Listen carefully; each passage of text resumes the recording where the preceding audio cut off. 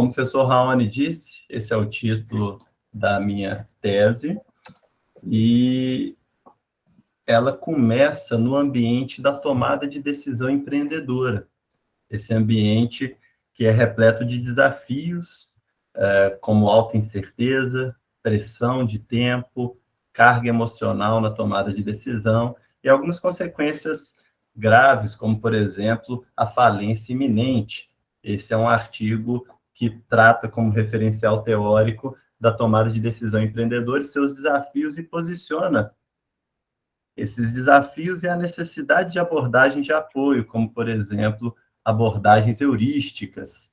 É um ambiente também marcado pela escassez de recurso grave e pela imprevisibilidade, sem contar que é um ambiente muito mutável. Peguei aí esse framework VUCA, que o Bennett e o Lemoine falam, que é um ambiente volátil, incerto, complexo em termos do número de fatores, daí imprevisível e ambíguo. Ou seja, realizar um processo de tomada de decisão nesse ambiente é muito complexo. Esse ambiente macro teórico, no meu caso, eu foquei no contexto do empreendedorismo digital. O empreendedorismo digital, por si só, a gente vê a relevância prática e, recentemente, temos visto também a relevância teórica. Esse artigo do professor Nambizan mostra como que as tecnologias digitais transformaram a própria natureza da incerteza, incerteza que no conceito mais clássico, ou seja, a incerteza, a mudança, a complexidade, e, portanto, transformou também os modos de lidar com tal incerteza. A lida com a incerteza é um dos aspectos-chave de toda a pesquisa no empreendedorismo, e como o digital modificou isso, justifica-se um foco teórico também na pesquisa do empreendedorismo digital. E tanto a literatura do empreendedorismo digital, quanto a literatura da estratégia e tomada de decisão contingencial como um todo, demandam abordagens capazes de orientar os praticantes nesse processo desafiador de tomada de decisão e posterior ação. Nesse sentido, eu me voltei para estudar as heurísticas como essa forma de apoio.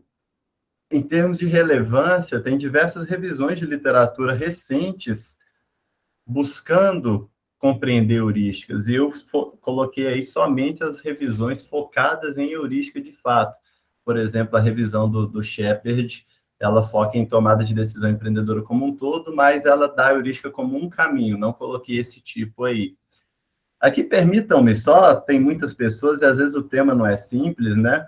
Talvez para entender a heurística de modo mais fácil, ela tem a mesma raiz grega do famoso eureka, né? Desse processo simplificado que ajuda a resolver algo.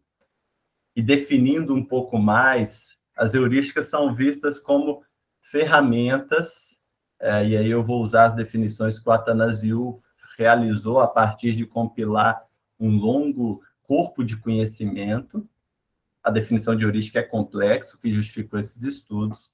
E ele entende, e eu também, heurísticas como ferramentas para problemas complexos, aquele ill-defined problem que o Simon traz, com vários elementos, várias variáveis, impossibilidade de conjugar isso tudo. Heurísticas buscam uma efetividade suficiente ou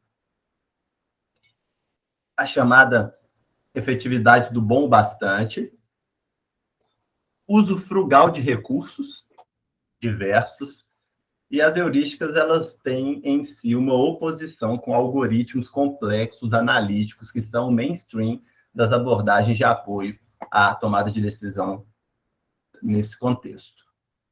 Em termos de definição precisa, eu busco aí a definição do Athanasiou, então ele trata heurísticas gerenciais como atalhos cognitivos para tomada de decisão, que utilizam menos recursos do que algoritmos analíticos, com o objetivo de encontrar soluções suficientemente boas para problemas gerenciais difíceis.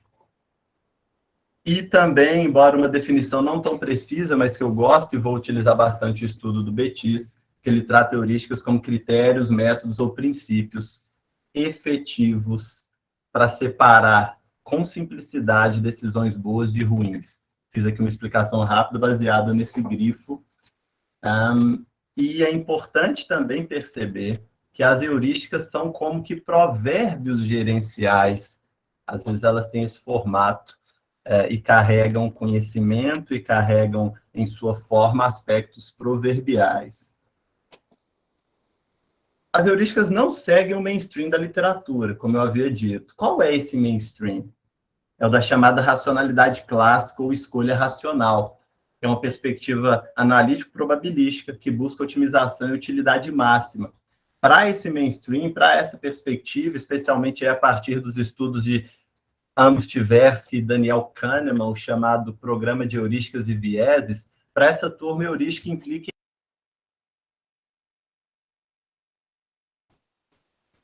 Você ficou mudo, Matheus. Olha, disse que heurísticas implicam em erros sistemáticos e ou irracionalidade, ou seja, eles chegam a dizer que o agente decisor que usa heurística é irracional, é enviesado. Para essa perspectiva, mais modelo, mais dado, mais cálculo e mais otimização sempre resulta em melhor tomada de decisão.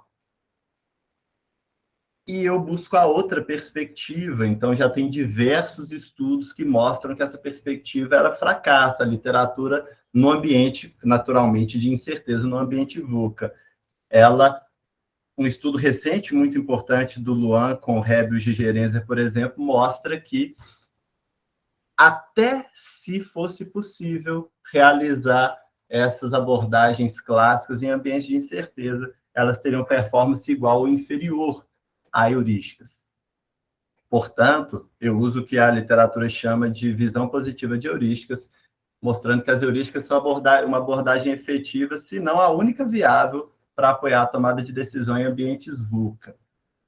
Essa abordagem, ela, então, contrapõe a racionalidade clássica matemática e ela traz a chamada racionalidade ecológica, que é construída em cima da visão contingencial do Simon, e pensa que, em um ambiente incerto, nenhuma estratégia pode ter melhor performance em todas as situações. Então, o sucesso de qualquer estratégia, e com foco em heurísticas, depende da qualidade do ajuste ao ambiente. Não tem uma abordagem one size fits all, tem várias abordagens melhor customizadas, e essa é uma pergunta ou uma afirmação típica de racionalidade ecológica. A estratégia X é melhor do que a Y, no caso E. Daí desdobra a minha questão de pesquisa principal. Heurísticas são importantes, heurísticas têm ganhado corpo, heurísticas são a única alternativa viável em termos de capacidade computacional em relação com a racionalidade limitada, que eu vou falar daqui a pouco, mas não sabemos exatamente quais são essas heurísticas usadas por empreendedores. E ainda, da primeira pergunta fundamental do meu trabalho, desdobra essa segunda: como guiar os empreendedores digitais, especialmente os inexperientes, a fazer esse ajuste ambiente, tarefa e ferramenta de apoio, no caso, heurística. Daí desdobra-se meu objetivo principal: identificar e organizar heurísticas organizacionais para apoiar essa seleção e fornecer maior acesso às heurísticas e, consequentemente, seus benefícios.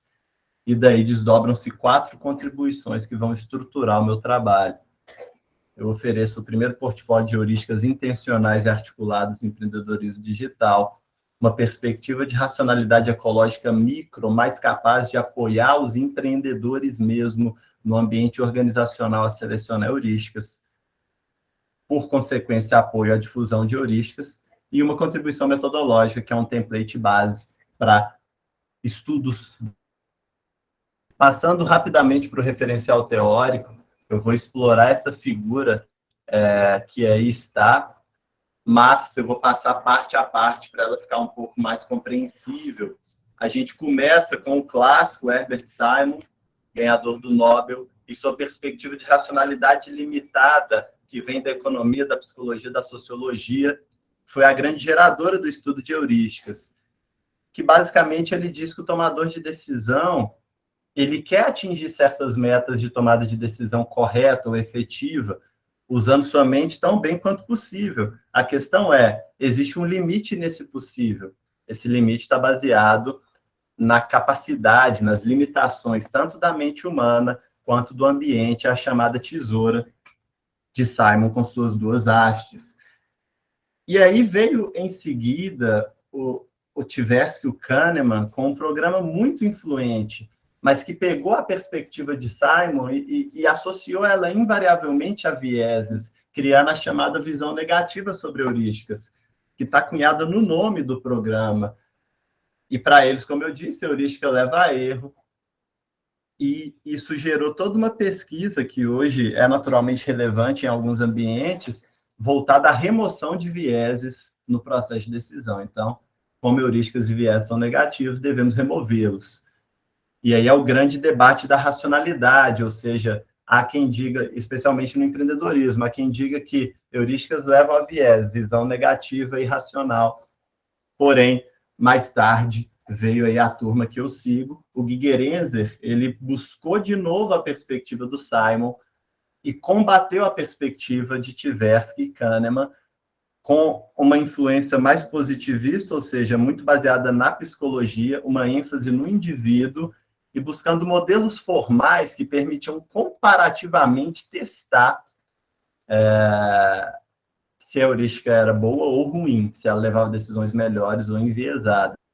Finalmente, essa turma, ela, por olhar para o ambiente, não era um ambiente organizacional, veio a Eisenhardt com o Bingham e trouxeram esse papo para o ambiente organizacional, que é o ambiente onde eu estudo, com a perspectiva das regras simples. Quando eu falar de heurísticas organizacionais, gente, não quer dizer que é numa empresa, numa organização consolidada, quer dizer que dialoga com a OMT, que são compartilhadas socialmente, que são gerenciais, e não no nível do psicológico de um indivíduo. E essas heurísticas, elas oferecem balanceamento entre eficiência e flexibilidade. Elas dão um contorno, mas deixam espaço para a improvisação, o que é fundamental para a inovação, segundo a literatura. Tudo que for Bingham e Eisenhardt, eu vou abreviar para B e E. E eles, autores importantes do campo da estratégia, falam que as heurísticas são, entre aspas, a essência, em outro estudo, o coração, ou o papel-chave na estratégia em ambientes VUCA.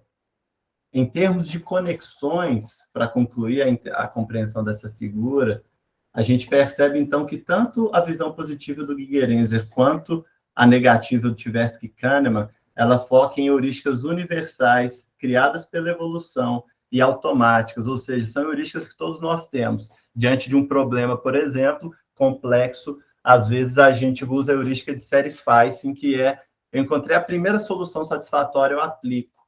Ou a heurística de reconhecimento, que o pessoal entendeu com bombeiros experientes, quando eles viam padrões que ninguém percebia e tomava decisão ali. Essas heurísticas, elas vão nascendo, elas existem em nós, evoluíram pela biologia, e elas buscam uma escolha binária.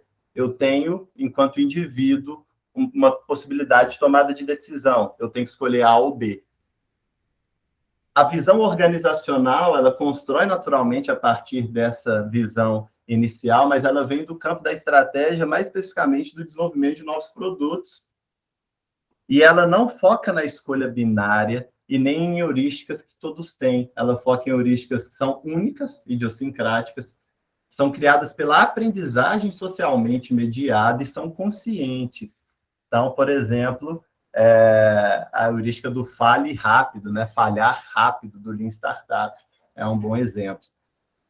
Bom, e essa visão positiva de heurísticas, ela tem vários estudos mostrando os diversos benefícios. Eu vou aqui, por razões de tempo, passar rápido, mas diversos benefícios em tempo, em uso de recursos, em simplicidade, em facilidade, na aprendizagem, no treinamento, na retenção de conhecimento, segurança em tomada de decisão, dentre outros.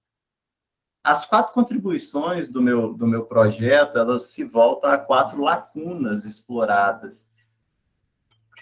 São essas 4 abaixo à esquerda, lacunas voltadas aos portfólios, à seleção, à difusão, e uma lacuna metodológica. Essas lacunas, elas se relacionam com 4 grandes entregues que eu já citei, e eu vou explorá-las um pouco mais. Bom, quanto a portfólio e seleção de heurísticas, a gente percebe, pô, heurística é tão legal, o pessoal tem comprovado, tem tido mais pesquisa, porém, tem muitos gaps voltados a identificar de fato essas heurísticas.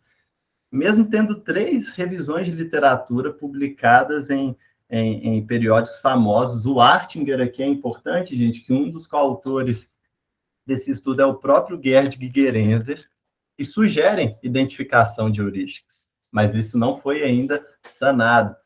A literatura já reconheceu que portfólios de heurísticas são fundamentais para o uso organizacional, diferentemente da perspectiva da psicologia, não se usa uma heurística, se usam várias heurísticas, mas pouco se sabe desse portfólio em si, do processo de seleção em si, como mostram vários estudos aí. O Shepard mesmo disse que tem só um estudo que fez isso lá em 92, precisando de mais detalhamento. Luke e Hinen, focado só em heurística organizacional, perguntam quais são as heurísticas usadas e pedem que sejam desenvolvidos portfólios de heurísticas organizacionais. E o Athanasiou completa dizendo que a carência por estudo empírico e pouco foco estatisticamente, comparando, né, com os outros estudos nessa perspectiva organizacional. Quanto à seleção de métodos, ou a heurística que eu entendendo como método, é uma problemática na literatura de métodos em si. A seleção é uma das partes-chave do processo de uso de qualquer abordagem desse tipo. A estratégia como prática fala muito disso, mas o próprio Artinger, ele cita essa literatura falando que esse problema é também um problema da literatura de heurísticas enquanto métodos, um problema pior ainda se sob incerteza. Por quê? Porque o processo de selecionamento já é difícil e, geralmente, quando mudam as variáveis ambientais, quando muda o ambiente, o pessoal não muda a seleção, gerando dificuldades e baixo ajuste, baixa racionalidade ecológica. E a racionalidade ecológica em si, que é fundamental para a teoria de heurísticas, ela está em uma perspectiva micro, do foco individual. Ela ainda não foi traduzida para um foco organizacional capaz de apoiar aí nas conhecidas e problemáticas abordagens one size fits all, citando aqui um artigo do professor Salerno e do professor Raoni. Muito bem. Em seguida, pensando na difusão de heurísticas, Bingham e Eisenhardt mostram que, e a gente pode entender que heurísticas, ou regras simples, como eles chamam, são particularmente vantajosas quando há pouca experiência. Muito embora essa relação inexperiência e heurística é largamente inexplorada. A gente tem muito estudo mostrando como que o experiente usa heurística e que dá certo. Mas espera aí, e o empreendedor inexperiente que cá entre nós tem se tornado mais comum no ambiente do empreendedorismo digital? Muita gente querendo empreender o que é bom.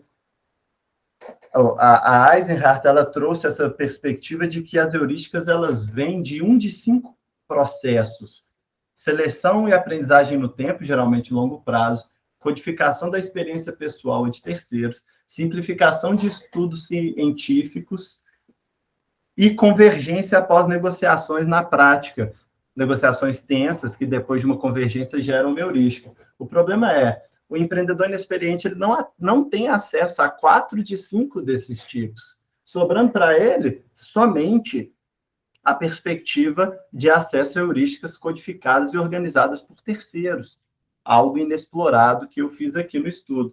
O Athanasiou, ele traz essa lógica de como que as heurísticas nascem e chegam ao ambiente de uso organizacional, e a gente percebe a partir daí, pelo estudo dele, que documentar a heurística é um meio de facilitar seu compartilhamento.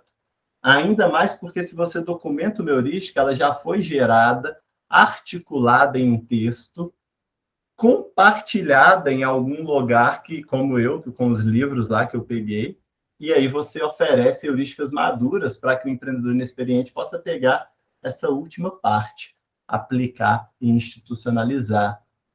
Especialmente porque a gente sabe que o empreendedor inexperiente, ele tem um risco de decisões não orientadas. Aqui, cá entre nós, eu usei um termo da literatura, mas ele está à mercê de gurus, de mentores, de questões que podem, sim, ser úteis ou não.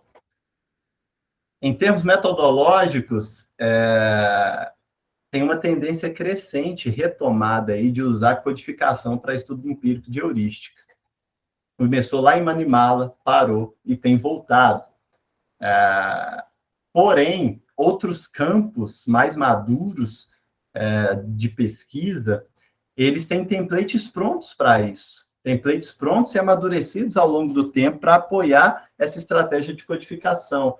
Algo que não é realidade no campo do empreendedorismo digital e ou de estudos de heurísticas, como, por exemplo, Gilberto Saad fala, na justificativa metodológica de um estudo recente, que ele não encontrou na literatura nem os tipos de heurística que ele devia esperar, nem uma abordagem de um template base, e aí ele fez uma codificação puramente aberta, o que pode, sim, ser uma escolha metodológica, mas pode haver outros passos, como o template que eu vou oferecer, que apoiam aqui.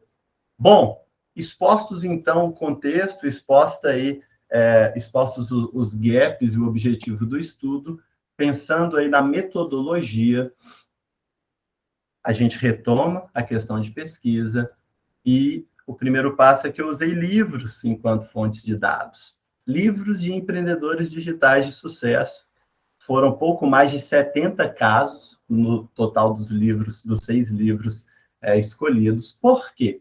Porque o livro ele tem um alto volume de heurísticas, e era esse meu principal objetivo. Ele já garante racionalidade ecológica pelo empreendedorismo digital, menos a racionalidade ecológica macro. Ele já traz heurísticas maduras, porque foram articuladas e revisadas, e permite a evolução futura da pesquisa, porque é fácil encontrar outros livros ou outros materiais desse tipo. A gente sabe que livros têm problemas, mas esses problemas não se aplicam aqui, porque o meu posicionamento não é explicitamente realista. Problemas como viés retrospectivo, pouca evidência empírica, tendência de superestimar sucesso, não são um problema aqui, porque o meu foco do livro é simplesmente obter heurística. Heurística em volume. Eu não fiz tratamento ou julgamento qualitativo de heurística. Escolher a análise de template, porque, dado esse grande volume de dados, a análise de template é um método adequado para a codificação de grandes volumes. Então, foi o método usado. E seguindo também essa tendência que eu falei, de codificação de registro narrativo em estudos empíricos sobre heurísticas. Bom, análise de template eu segui especialmente King e Brooks, com indicações também de Castle e Bishop. Ela busca rapidamente aqui identificar, compreender e destacar temas centrais de um largo volume de dados qualitativos. Ela cria um template sobre o qual os dados possam ser categorizados, aí talvez de modo muito simples. A análise de template seria como se você criasse uma peneira, o template é essa peneira, onde você passa o dado e ela pega algumas coisas que você quer pegar, no meu caso, heurísticas específicas. E o template, então, é esse instrumento, né, que eu chamei aqui vulgarmente de peneira, mas que o Connor e Geoff falam como esse instrumento capaz de reduzir, classificar e sintetizar dados brutos. Esses são os livros finais que eu escolhi. Comecei com uma amostra de 26, reduzida para 9 livros, finalmente 6 livros. Essa redução inicial foi baseada no arco temporal, eu busquei livros da ideia ao êxito, no número de casos, e em um estilo mais narrativo do que, por exemplo, um estilo teórico instrutivo, para que eu pudesse me aproximar mais do dia a dia dos empreendedores, claro, com as limitações. A escolha entre 9 e 6 se deu por limitação de tempo e porque o volume de heurística já tinha sido alcançado. Eu selecionei 9 e depois esses 6 foram efetivamente codificados. São esses os 5 passos da análise de template que eu executei. Os 2 primeiros passos, familiarizar com os dados e realizar uma codificação preliminar para criar as primeiras categorias do template. Eu fiz isso usando inicialmente esses 2 livros, e aqui a ênfase para as notas, né? Eles indicam que se faça esse procedimento criando short code titles, ou seja, pequenas notas que vão nos indicar os códigos do template. E eu fiz isso depois com o 3º livro também. E importante que esses dados eu descartei. O dado em si aqui não era importante construir o template. O dado depois foi efetivamente obtido por uma abordagem metodológica mais robusta. A partir, então, disso, eu criei uma versão inicial do template, aqui um recorte dela, ela tinha 7 categorias, e aqui só para entender como foi o processo, eu pegava esses short code titles lá do texto, de modo aberto, junto com o texto bruto aqui, esse aqui do livro do Thales Gomes, Nada Easy, e ia tentando entender categorias, de modo muito indutivo ainda. Em seguida, eu fiz, então, uma validação indutiva um pouco mais robusta, desculpa. Então, foi essa validação indutiva, com 3 livros de codificação individual, e depois a validação dedutiva, um processo no qual eu ia agrupando categoria, removendo categoria, mudando categoria, estruturando essa, entre aspas, peneira, que é o template. Como foi a validação dedutiva?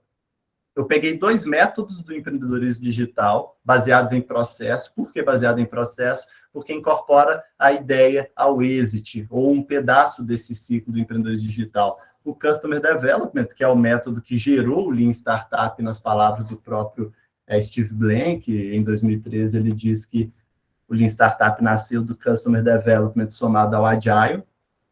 E o Paystart, que é um método que eu desenvolvi no mestrado, eu tinha já naturalidade com ele. Então, o que eu fiz? Eu peguei todas as categorias do template indutivamente construídas e confrontei elas com as categorias e ações desses 2 métodos para que houvesse convergência e cobertura. É que eu estou ganhando em cobertura do template. Fiz o mesmo com 2 listas de heurísticas, com um template. O estudo do Makes em Barnard não é muito bom, mas ele dava ali um template de 7 categorias de primeiro nível e 32 de segundo nível. Então, eu confrontei de novo, e depois eu confrontei com as 186 heurísticas do Manimalo, um estudo relevante, e o meu template, ao final desse processo, abarcou tudo isso. Template pronto, em uma versão, digamos, pronta para teste, começamos a codificação em duplas. Então, aí é o passo 4 de modificar e desenvolver o template utilizando novos dados. Peguei aqueles livros com 6 alunos, aos quais eu sou muito grato, da PUC e do FMG, cada um em duplas, ia codificando os livros. Eu usei também as 3 estratégias de validade e confiabilidade que o King Brooks usam, que é o uso de diário de percurso para cada versão do template, feedback de terceiro. Desculpa, essas são as 3 que eles sugerem, que eu usei. E usei também indicadores de reliability, de confiabilidade de codificação, para garantir que os codificadores em dupla estavam codificando de modo harmônico. Cheguei a uma versão final do template, claro, que é um recorte só de 2 categorias à esquerda, com subcategorias, e o template final ele tinha 7 categorias de nível 1 e 29 categorias de nível 2. Para concluir essa coleta de dados de modo robusto, eu usei o Wood Getsko e o Capa de Cohen, que são indicadores que buscam garantir a qualidade do processo em termos de concordância em número de unidades, ou seja, em número de heurísticas, e concordância em classificação do template, descontada aí uma classificação por sorte, o Chance Agreement. A literatura diz que um valor entre 0,81 e 1 é quase perfeito para esses indicadores, e outros dizem ainda que valores acima de 0,9 são aceitos por todos, enquanto 0,8 são aceitos pela maioria. Eu busquei o 0,9. Então, aí, ó, a primeira medição de indicadores, antes da última versão do template, você percebe indicadores baixos, ou seja, o de Getsko aqui, ó, 7,7, mas o Capa de Cohen bem ruim ainda.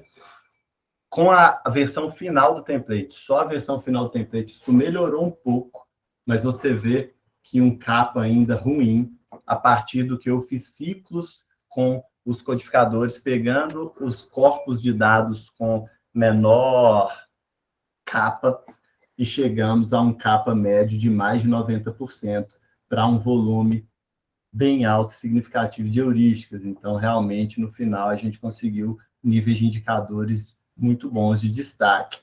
Bom, finalmente, peguei todo esse volume de dados e precisava organizá-lo para cumprir a promessa do portfólio e do apoio à seleção. E usei o método de GIOI, então, na primeira vez, uma codificação fechada de influência neopositivista mais forte para garantir a qualidade de dados, e agora uma influência um pouco mais aberta dos procedimentos aí que o Gioia sugere, apoiado por esse software, criando uma estrutura de 5 níveis. O Gioia sugere 3, mas no nosso caso foi necessário para garantir isso aqui, para garantir que cada classe no final do template tivesse um número pequeno de heurísticas. Então, 95% das classes tinham menos de 30 heurísticas, o que torna fácil. Você chega em uma classe e entende um pouco mais ali. Vocês vão ver isso vendo o portfólio aqui adiante. Muito bem, então, como resultado, eu tive o template e o portfólio. O template é a estrutura de dados e o portfólio é o conteúdo. A partir de mais de 1.600 páginas, mais de 70 casos, inicialmente 3.600 heurísticas que foram tratadas, processadas, removidas duplicidades, e chegamos a 1.834. Vou mostrar aqui muito rapidamente esse template final, que é grande, né? Então, está aqui o template final, com suas classes, e queria mostrar somente aqui como se daria, por exemplo, o uso, muito rapidamente. Aqui a estrutura de árvore real, vocês podem ver. Por exemplo, se eu quero apoio a desafios voltados a recursos humanos, eu estou com desafios de atrair e manter talentos, que eu quebrei em atrair e manter sócios, que eu posso quebrar em o que buscar em sócios. E aí tem 12 heurísticas. E aí eu posso ir lá nessa classe, que é a 1.1.2.3, filtrar aqui, e tem heurísticas do que eu devo buscar em sócios. Tente evitar pegar um time que vai gerar um divórcio bagunçado, um time de sócios, isso é fatal. Então, pronto, assim espera-se navegar. Podemos entender também, vamos lá, eu estou querendo heurísticas que me ajudem a me posicionar, a entrar ou me difundir no mercado. Heurísticas de atração ou aquisição de novos clientes, voltadas o pitch ou a mensagem de vendas. Eu tenho 7 heurísticas, poderia ir lá e fazer o mesmo. Então, esse é o processo. Essas categorias foram obtidas de modo indutivo para facilitar a navegação. O empreendedor navega por aqui diante dos seus desafios, dos desafios macro da categoria 1 para os desafios micro em maior granularidade, e depois ele chega em um número de heurísticas razoável para que ele possa aplicar. E o ICR foi maior que 90, mesmo todas as categorias que a literatura, todas as questões que a literatura diz que fazem o índice cair, ou seja, template interpretativo e não de qualificação binária, por exemplo, na escolha de doente ou não doente, que é um tipo de uso. Grande número de categorias, unidade de dado integral, ou seja, eu não fracionei os dados nem para codificar, nem para medir ICR, são coisas que abaixam o índice. Mesmo assim, a gente conseguiu esse valor. Avançando, só para entender um pouco, algumas heurísticas nessa tabela aqui que eu vou passar rapidamente, para perceber como que essas classes da literatura, elas se mostram nas heurísticas que eu realmente classifiquei. Aqui algumas heurísticas de vários códigos, estão 1.1.1.1, 5.3.2.3, naturalmente não quero ver todas aqui, mas, por exemplo, essa heurística, comece com um mercado realmente pequeno, takeover, ou seja, domine esse mercado, então expanda em círculos concêntricos. É uma heurística da 5.3, ou seja, voltada a vendas, a difusão, que tem aí quase todos os aspectos que a literatura, à exceção de provocação ou virada humorística. Aqui embaixo, uma heurística de resiliência, 2.4, cria uma ideia secundária relacionada com o seu produto para se manter vivo, enquanto sua empresa não rende lucros, que tem todos menos a virada humorística, mas tem alguns outros que têm essa virada, essa provocação, por exemplo, falhar em algo é uma parte essencial do sucesso. Avançando, uma análise de frequência eu fiz, para perceber como as heurísticas se dividem nas categorias, e tem algumas coisas interessantes. Por exemplo, a categoria 4 fala da estruturação. Quando você para de ter ali o seu MVP, a sua startup no início, tem que fazer isso virar uma empresa. Isso é um grande desafio, tanto da transição mental do CEO, dos envolvidos, quanto da estruturação da empresa. Mas esse desafio ele não é muito abordado, e eu poderia falar de vários outros que levam a uma consideração das heurísticas como estrutura intermediária também para conexão teoria prática nesse ambiente de gestão sob VUCA, né, sob uma realidade mais caótica, para transmitir conhecimento, seja pesquisa gerando novas heurísticas, seja heurística gerando novas pesquisas, apoiando aí naquela contribuição. A linha pesquisa heurística, por quê? Porque a heurística armazena grande quantidade de conhecimento, impede que o conhecimento se perca, ela simplificou esse conhecimento, apoia o ensino e a aprendizagem, ou seja, puxa vida, pegar pesquisa e simplificar em heurística, que é um dos processos naturais, segundo a Eisenhardt, poderia ser muito interessante para aproximar nessa via da pesquisa para heurísticas. E o Bettis, inclusive, ele tem pedido isso, né? Pesquisa acadêmica que pudesse criar novos métodos, novas heurísticas, e ele dá o exemplo da matriz BCG como uma dessas heurísticas. Engraçado, o livro da Eisenhardt mesmo, ele foi um livro premiado, Simple Rules, ele é chamado do livro nerd do verão, mas é um livro que pegou um corpo de conhecimento, pesquisa, fez virar heurística e foi difundido. Olhando para a análise de frequência baseada nas categorias de nível 2, a gente percebe aí algumas coisas também, por exemplo, a classe menos explorada é a gestão do relacionamento com o investidor pós-investimento. Isso pode ajudar no caminho oposto, heurísticas que geram novas pesquisas. E aqui duas heurísticas que eu acho interessantes. Venture capitalists são um negócio interessante, você não pode viver com eles nem sem eles. Ou ainda, se você for público, realizar um IPO, você nunca vai saber quem confiar. Ou seja, aspectos de desafios do relacionamento, aspectos de confiança que podem ser explorados por pesquisa a partir de algumas heurísticas que podem dar insight. E assim, várias outras categorias, né? 2.6, gestão de crise, 4.4, métrica para inovação, podem ser importantes e podem estimular nessa linha.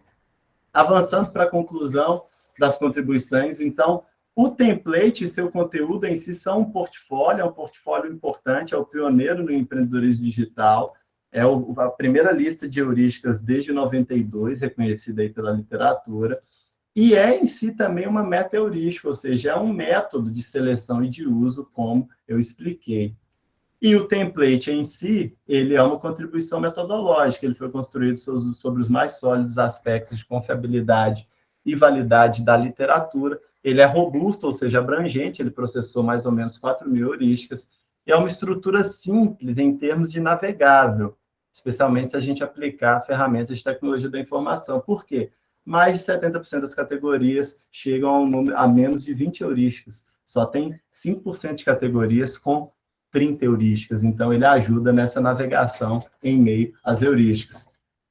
Paralelamente, aqui ele apoia também na seleção de métodos. Finalmente, a gente apoia a racionalidade ecológica para ela chegar nessa visão mais micro. Então, quando eu pego essas características do ambiente, essa navegabilidade do template, eu estou fazendo o quê? Eu estou oferecendo ao praticante uma perspectiva mais micro da racionalidade ecológica, que antes ficava lá na psicologia e não chegava aos contextos gerenciais. Isso ajuda nas abordagens do one size fits all, ou seja, tem potencial para contribuir com esse problema por meio de uma seleção melhor, sendo uma meta-heurística de seleção, como eu falei, que detalha um pouco como se dá a seleção, claro, num nível prescritivo e não num nível mais profundo, e é mais específica na classificação do ambiente organizacional, respondendo aí algumas perspectivas que esses três autores pediam na literatura. E aí oferece uma conexão potencial com a literatura da estratégia como prática, como o próprio Artin sugeriu. Se eu ajudo a seleção, consequentemente, eu ajudo a difusão. Para concluir, em tempo, as limitações e oportunidades de pesquisa futura, naturalmente, a gente teve um foco limitado tanto em volume, 6 livros, embora vários casos, 70, quanto em tipo de mídia, eu podia ter usado vídeos, eu podia ter usado palestras, e isso abre uma oportunidade de desenvolvimento posterior. Não foram feitas validações externas das heurísticas, não é um requisito da metodologia, mas seria interessante, por exemplo, de todas essas heurísticas obtidas, executar a validação de quais eram as mais úteis, de quais foram amadurecendo, aquele quarto passo do ciclo de vida. A gente fez um artigo disso, mas foi um estudo muito inicial, com um foco muito pequeno. O agrupamento foi feito só por um pesquisador, o Gioia até sugere, não tem problema isso, mas seria mais interessante melhorar as categorias do template com visões externas. Embora eu tenha projetado uma ferramenta como subproduto, eu não usei conhecimentos da área de design de métodos que existem. O portfólio template, que busca apoiar os empreendedores a selecionar, não foram testados na prática, e naturalmente a gente vai dizer, peraí, o empreendedor ele vai usar mesmo, ele vai entrar nesse Excel, ele vai fazer isso, ele vai buscar. Isso é uma questão, há o potencial aí, mas que gera limitações e perspectivas de uso futuro. E seria muito interessante também, além de aproximar a racionalidade ecológica da visão organizacional, incorporar, por exemplo, nas tarefas, variações de incerteza e variações de tempo. A incerteza e o tempo são dinâmicas fundamentais que podem mudar profundamente a seleção de um método heurístico ou outro. Eu poderia incorporar isso na dinâmica do template, estudos futuros. E, sem dúvida, haveria o benefício aí pela aplicação mais intensiva de ferramentas de TI, tanto para esse template ficar mais user-friendly, por assim dizer, quanto para ficar mais navegável, uma exposição mais bonitinha. E fica uma questão quanto à identificação automática de heurísticas, seria ela possível ou não. Muito obrigado a todos, termino assim minha apresentação.